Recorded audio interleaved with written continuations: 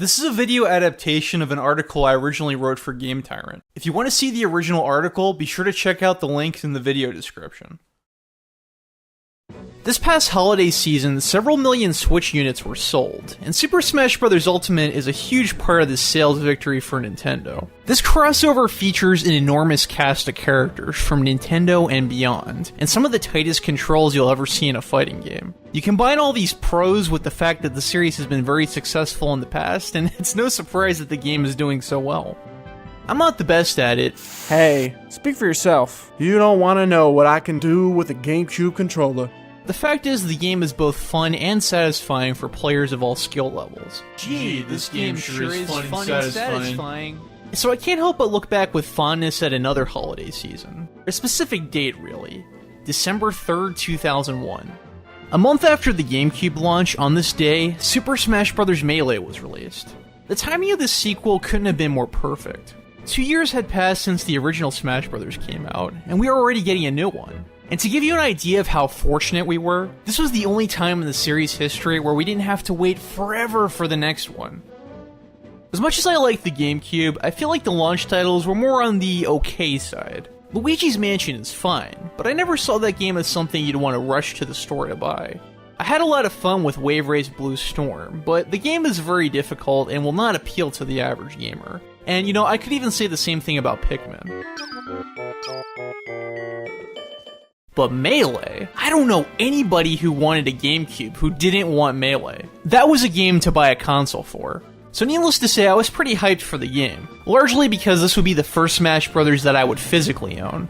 I was clawing and digging like a raccoon, scurrying for whatever information I could find, be it in print or on websites. Remember those QuickTime trailers?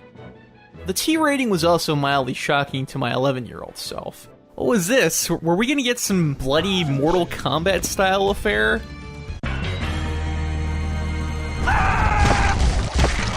Sundar wins. Fatality. No, not really. The game wasn't visceral at all, but it would be certainly more explosive.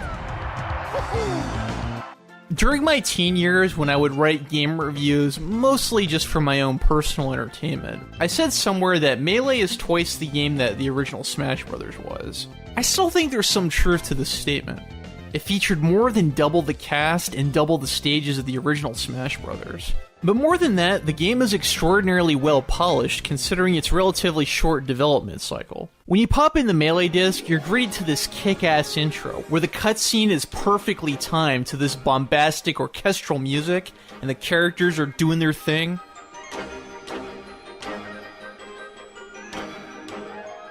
This is one of my favorite intros to any game, and quite frankly, it gets me pumped up to play every time.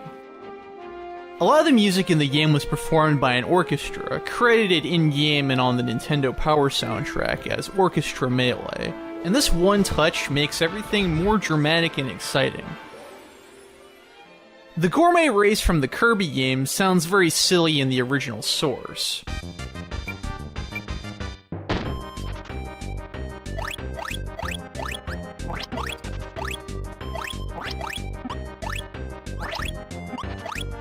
But the Melee arrangement is surprisingly somber.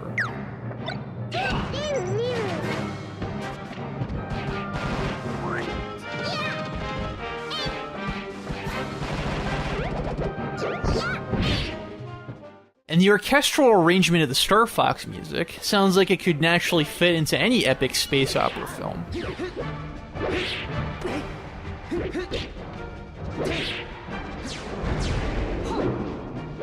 But you know, I haven't even gotten into the meat and potatoes of the game yet. I think one of the keys to the original Smash Bros. Success was the simplicity of the combat and the moves, especially compared to that of its peers, like Street Fighter or Mortal Kombat. Melee made things a little bit more complex by adding side B moves,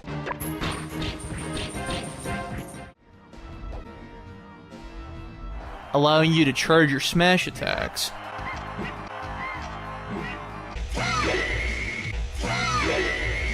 and putting more of an emphasis on dodging, rolling, evasion, aerial combat, and the like.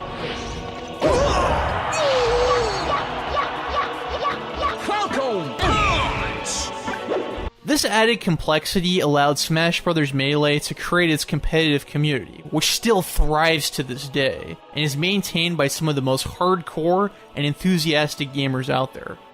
Simply put, Melee maximized the unconventional design of the GameCube controller, and even many years later, players raised on Melee will not want to play Smash Bros. Without one.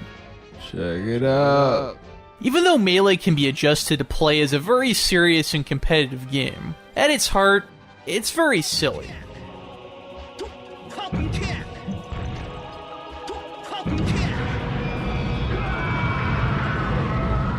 This is a game where you can have a serious, intense duel on Final Destination with Fox and Marth, no items, and then 2 minutes later try to blow up your friend over the Kanto skies with a bunch of Pokemon.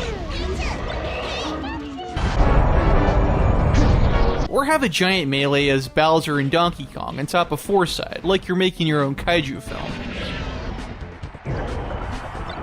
The classic mode was a nice update of the original Smash Bros. Single player mode. But that was not all, folks. The event match challenges, target tests, and adventure modes were also there to keep us busy. Adventure mode was like playing through all the old Nintendo games, except it's Smash. Super Mario Brothers!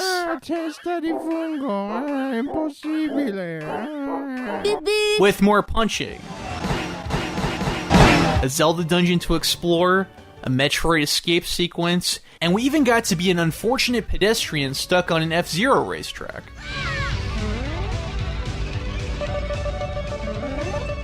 During in-game downtime, I spent an irresponsible amount of time collecting the in-game trophies and reading them. Sure, some of them had misinformation. Like, Metroid was not released in 1989, what are you talking about? But they gave us a look into Nintendo's long and complicated history. Because of the trophies, I learned about so many different games I never heard of before.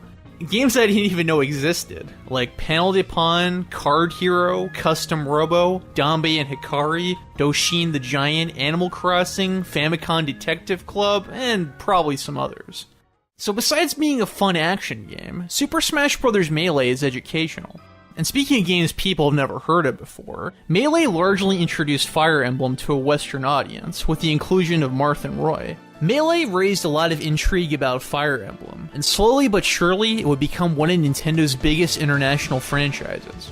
Melee was Roy's first appearance in a video game, as a special preview for Fire Emblem 6.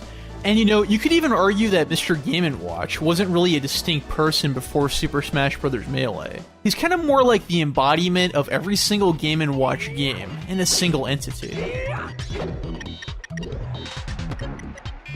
So the game introduced at least one new character, and showed some faces who hadn't officially been seen outside Japan. Before people got really entitled with some of the character choices.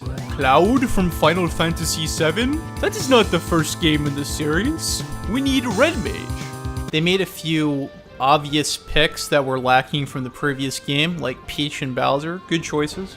And a few oddball choices, like Ice Climbers, Mr. Game & Watch, possibly Mewtwo. Not something I would have 100% expected, but they also feel like they belong in the game. And if you don't count the CDI Zelda games, which most people don't, this would be the first time that Zelda would be playable.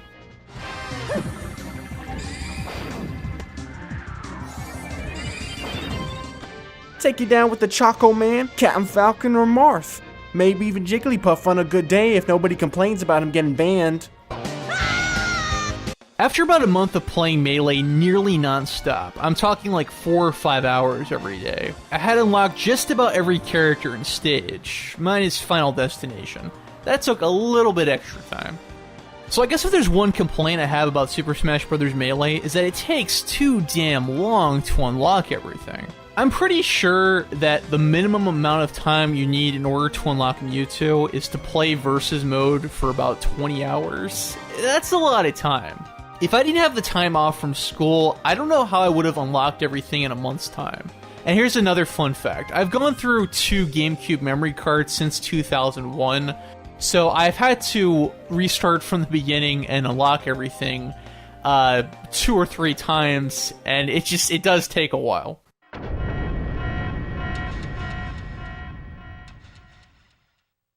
The other issue I have with Melee is not really an issue with Melee, it's a personal problem.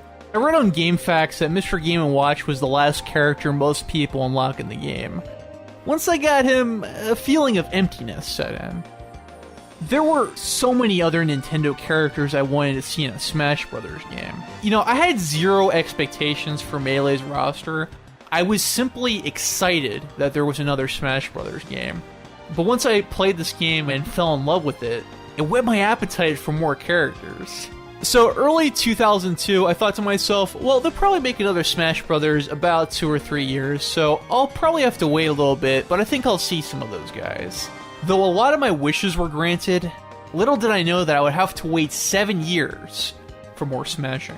Just speaking as someone who was there during the pre-release hype and the dawn of Melee, I don't think we would have been as hyped for Smash Bros. Ultimate if Melee didn't set the bar so high in the first place. And never in my wildest dreams did I think that Mario would be doing fisticuffs with the likes of Sonic the Hedgehog, Solid Snake, Cloud, and Bayonetta. It's crazy. Thanks for checking out my video retrospective on Super Smash Bros. Melee. I want to give a big thanks to Tony Balun, who edited the majority of this video. Hope you enjoyed it, and we'll see you next video or stream.